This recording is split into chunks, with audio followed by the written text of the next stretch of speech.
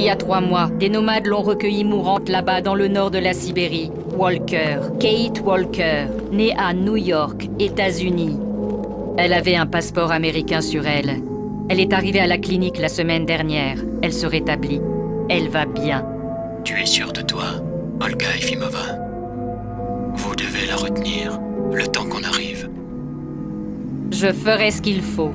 Vous pouvez compter sur moi, colonel.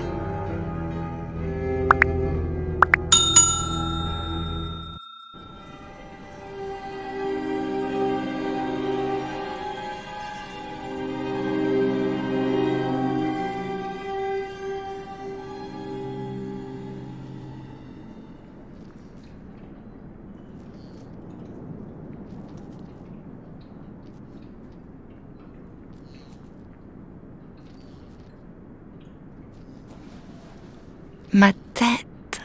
Bonjour, Kate Walker.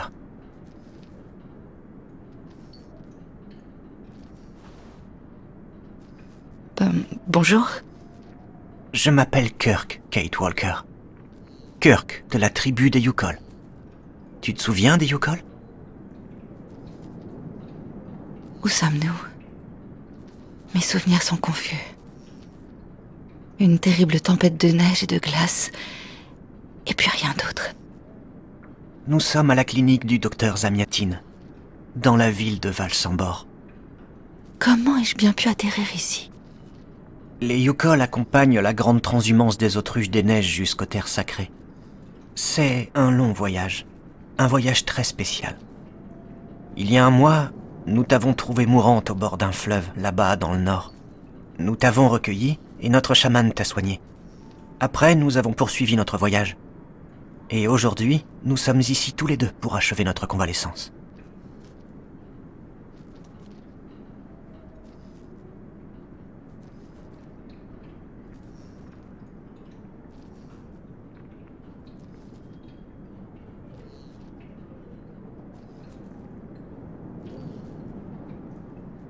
Qu'y a-t-il, Kate Walker?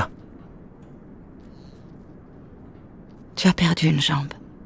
C'est un accident, tu sais. Il y a des gens qui n'aiment pas beaucoup les nomades comme nous. Mais ne t'inquiète pas pour moi.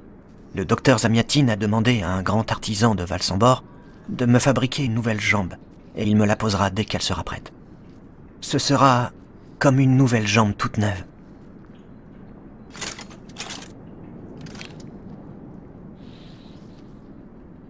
Pourquoi t'a-t-on attaché à ce lit?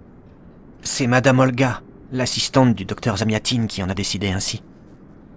Elle dit que je suis trop turbulent et que c'est le seul moyen de me prodiguer mon traitement. Apparemment, la fabrication de ma jambe artificielle, c'est une longue affaire. Et pendant ce temps, mon peuple m'attend avec le troupeau, sans guide, pour poursuivre notre voyage.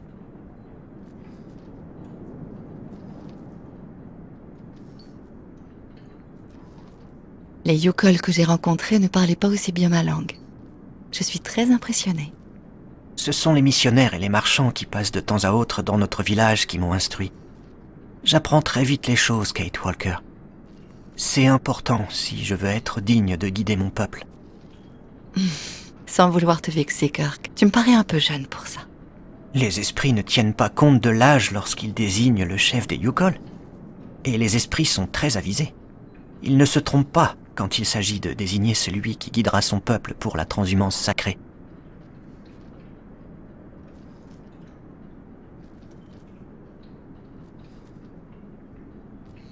Et pourquoi les Yukol font-ils ce voyage? Mon peuple vit en symbiose avec les grandes autruches des neiges, Kate Walker. Leur laine nous protège du froid, leurs excréments amendent nos cultures et leur viande nous nourrit. Elles nous servent aussi de monture et de bêtes de somme. On est donc contraint de les suivre là où elles vont. Et elles migrent à cause du climat? Non, Kate Walker. Elles s'en vont vers les terres sacrées pour se reproduire. Il s'agit d'un événement qui ne se produit que quelques fois par siècle. Chez les Yukol, rares sont ceux qui peuvent se vanter d'avoir participé à plus de 3 transhumances au cours de leur existence. Eh bien, Kirk, je suis ravie d'avoir fait ta connaissance. J'imagine que maintenant, il faut que j'aille signaler au personnel que je suis réveillée, que je vais bien, et que je n'ai pas l'intention de m'éterniser ici. Sans doute, Kate Walker. Tu trouveras certainement du monde dans le patio. Peut-être même Madame Olga.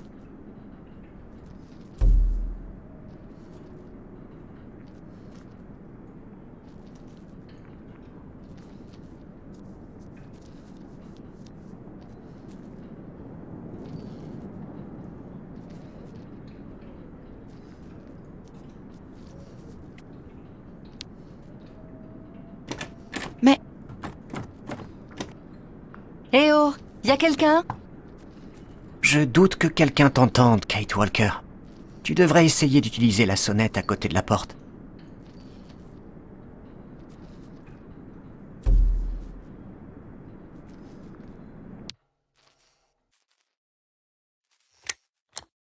Rien.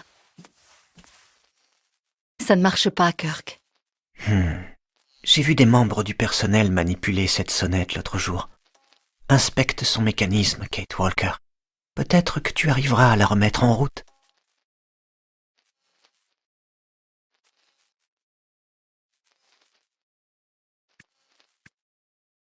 Solidement vissé.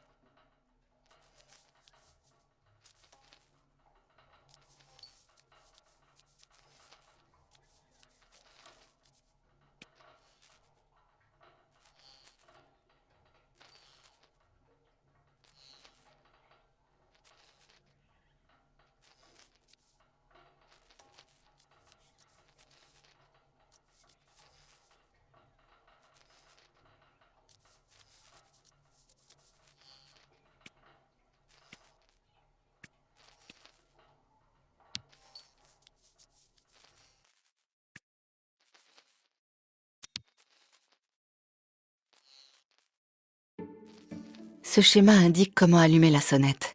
Mais je ne pourrai rien faire tant que je n'aurai pas accès à son mécanisme interne. Fouille la pièce.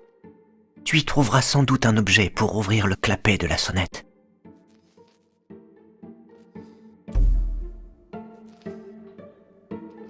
Rien d'utile ici.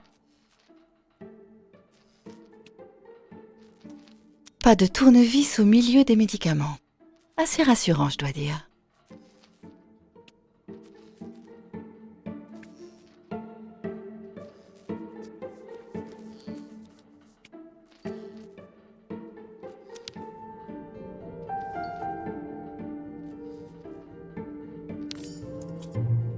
Voilà qui devrait faire l'affaire.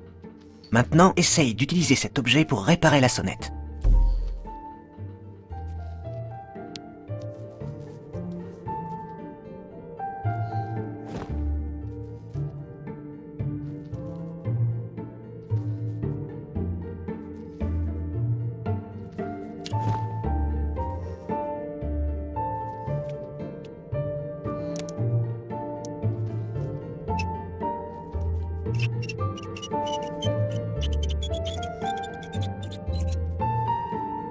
Bien. Voyons si j'arrive à réparer ce mécanisme. En cas de doute, peut-être que le schéma que tu as vu tout à l'heure pourra t'aider.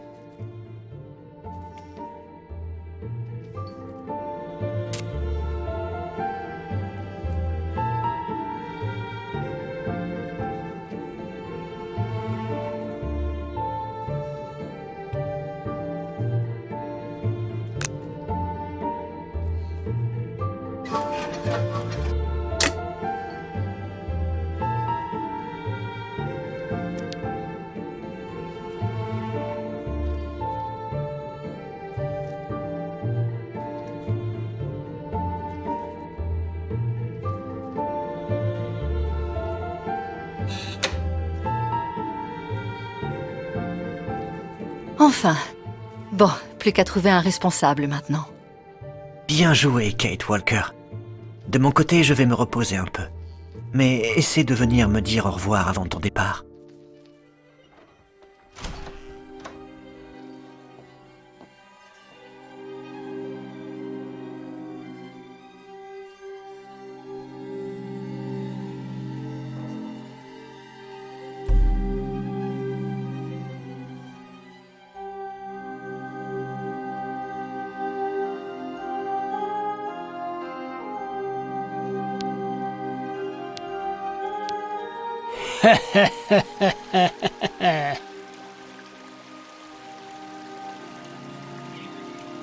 Il faudra en toucher 2 mots au service d'entretien.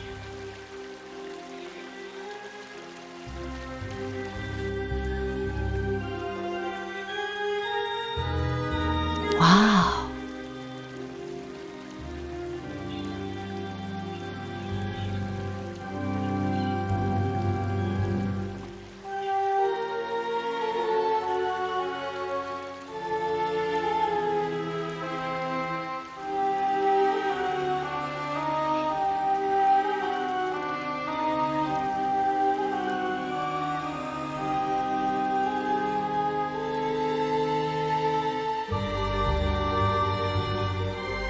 Il faudra en toucher 2 mots au service d'entretien.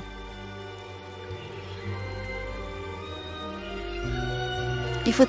Va donc te plonger la tête sous l'eau glacée de la fontaine, Nikita. Ça calmera ces foutues migraines. Pas cette fois. Parce que c'est pas des migraines normales.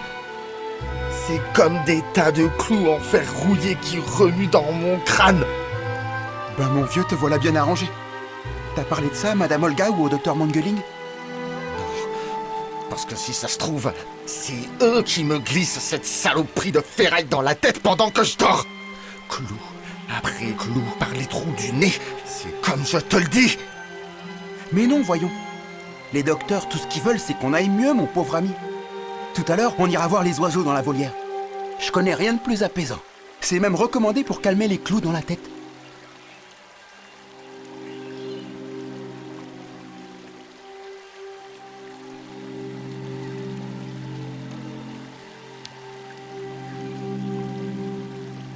Vous aussi, vous avez vu des mammouths?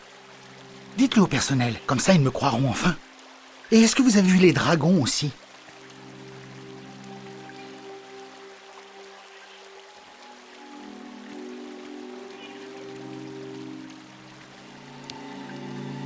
Alors, vous êtes réveillé. Le docteur Olga est au courant? Prenez vos marques. J'ai cru comprendre que vous allez rester parmi nous un petit moment.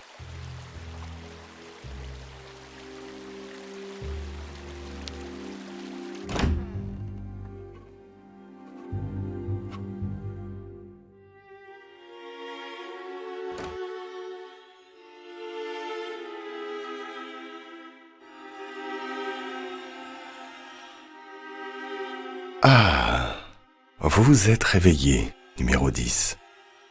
Que puis-je pour vous? Eh bien, il me semble que je suis guérie. J'aimerais maintenant reprendre ma route.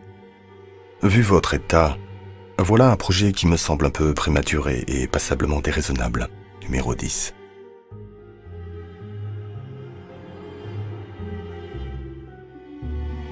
Je ne suis pas un numéro. Je m'appelle Kate Walker. J'apprécierais que vous m'appeliez par mon nom, docteur. Voilà où je veux en venir. Cette agressivité en vous. Je crains que cela ne soit lié à quelques séquelles traumatiques conséquentes. Vous refusez donc de me laisser sortir? Oh, bien sûr que non, mademoiselle. Il n'est pas dans mon intention d'abuser des prérogatives de ma fonction. Néanmoins, il faudrait au préalable vous soumettre à une batterie de tests destinés à prouver que vous êtes bien rétabli. Vous comprenez? Asseyez-vous, je vous en prie. Là-dessus? Oui, n'ayez crainte.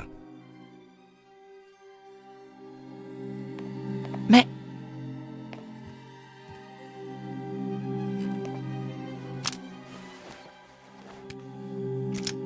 Ne vous inquiétez pas pour ces attaches. Une simple formalité faisant partie du protocole mis en place par le docteur Olga, notre responsable. Bien, nous allons pouvoir commencer. Tout d'abord, veuillez décliner vos noms, prénoms, âge et lieu de naissance, je vous prie.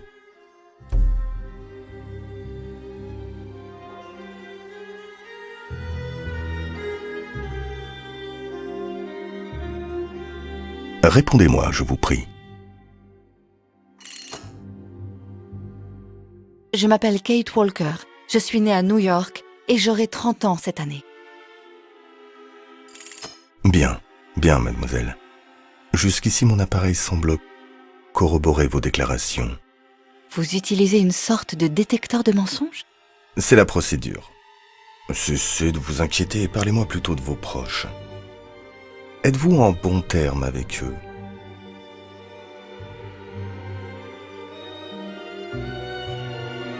Non, j'ai coupé les ponts avec eux. Ça fait des semaines que je n'ai pas de nouvelles de ma mère. Et Dan, mon ex-fiancé, est parti avec ma meilleure amie, Olivia. Vous semblez vous complaire dans le chaos et l'anarchie, Miss Walker. Ce tropisme pour le désordre a-t-il un lien avec Hans Vorarlberg et Oscar? Vous nous avez beaucoup parlé d'eux pendant vos délires.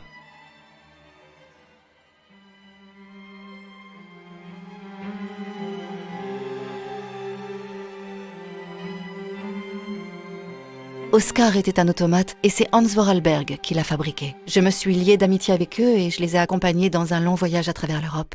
Voilà tout.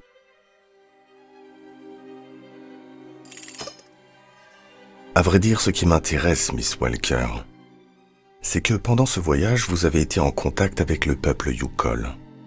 Ces nomades qui d'ailleurs vous ont amené jusqu'ici à Valsambor. À votre avis, que faut-il craindre de ces tribus primitives qui semblent ne connaître ni loi ni frontières, refusant la civilisation et la sédentarité?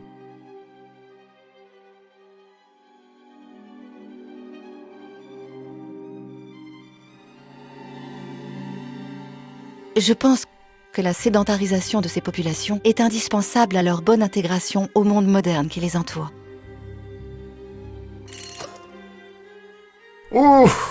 Manifestement, vous mentez. Un pieux mensonge, j'en conviens, mais un mensonge tout de même. Vous m'inquiétez, Miss Walker. Votre manque de sincérité ne vous honore pas. À moins, bien sûr, que je ne doive interpréter tout ceci comme la manifestation d'un comportement typiquement américain. Serait-ce un signe? L'expression inconsciente du désir de rentrer chez vous, Miss Walker?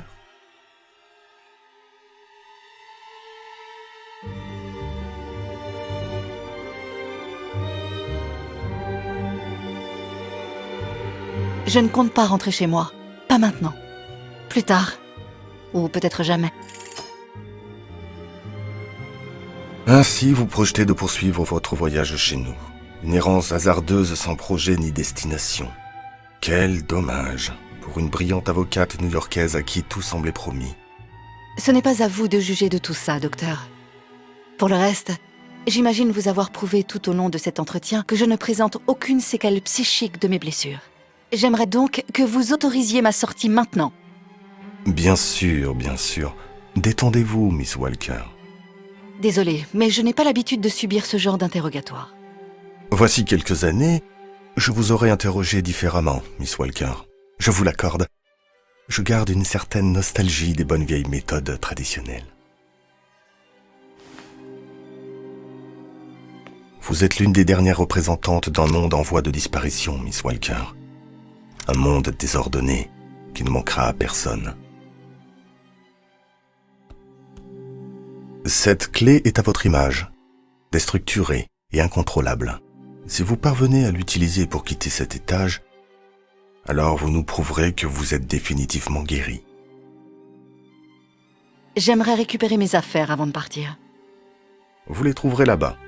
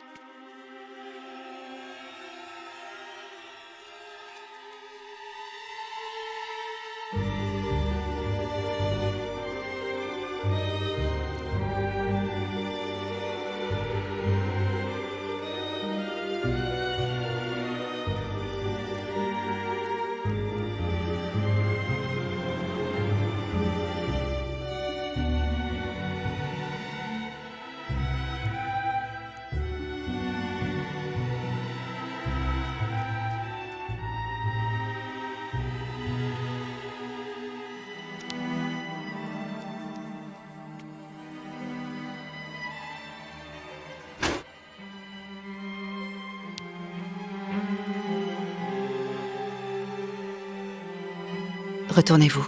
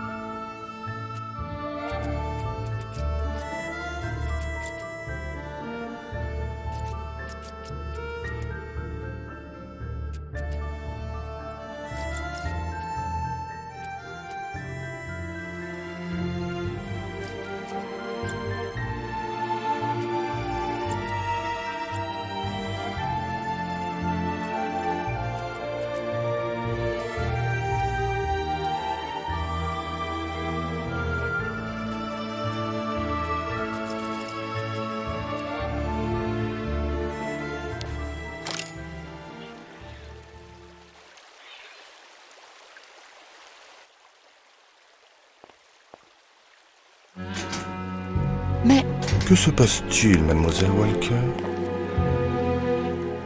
je ne comprends pas. La clé, ça n'a pas fonctionné. Je vous avais prévenu.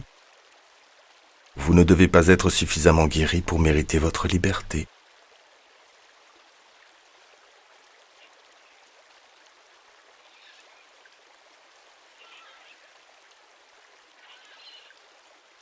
Non, c'est votre fichue clé qui doit avoir un problème.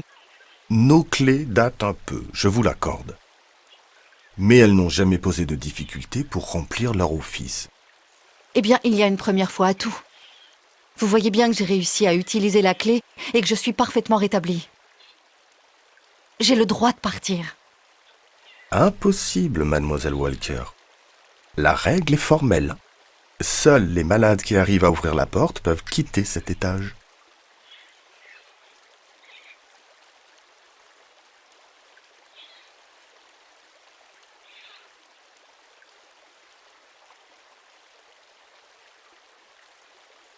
Bon, puisque vous refusez de m'aider, je veux parler à votre supérieur, le docteur Olga.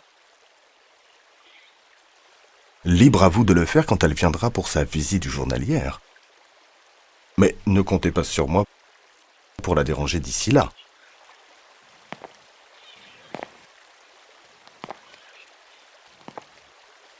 La clé a un problème, c'est évident. Il faut que j'arrive à en identifier l'origine.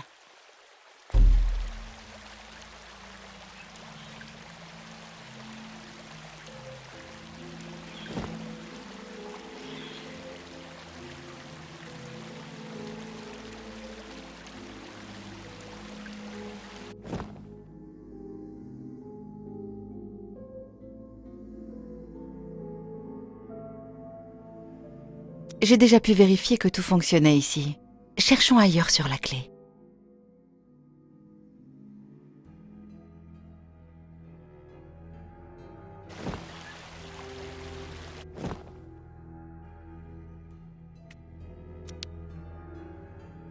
Ces trous là, on dirait qu'une pièce a été retirée de la clé. Ma clé a été sabotée, ça ne fait plus aucun doute. Il faut que je trouve un modèle de son état d'origine si je veux avoir une chance de la réparer.